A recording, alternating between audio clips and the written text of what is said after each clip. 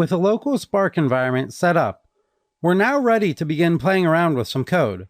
However, before we do, let's take a step back and review the programming languages at our disposal with Spark. You heard me. There's more than one language possibility for writing a Spark application. In this course, we'll use the language in which Spark itself is written, Scala. So, if you don't have any background in Scala, now might be a good opportunity to head over to one of my other courses, Scala Getting Started. But, even without any Scala knowledge, my aim is to make the code used throughout this course understandable to anybody who at least knows a programming language. But I did say that there were other language avenues for writing a Spark application.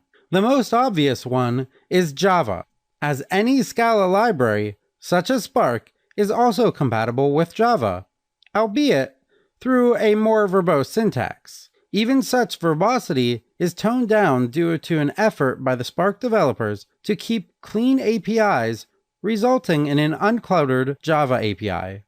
And Spark also supports Python, although there are some parts of Spark that aren't at full feature parity when using the Python library. The majority of the time, you won't even miss the gaps, which are constantly being filled anyway.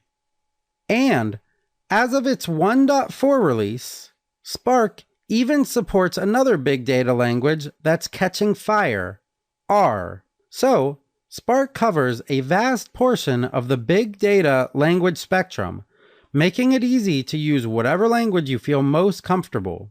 As already mentioned, I'll be using Scala, but I'll try to point out any severe deviations for the Java and Python libraries.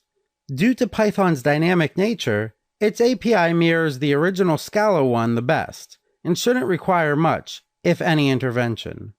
But the Java API is more verbose and has some extra hoops to jump through.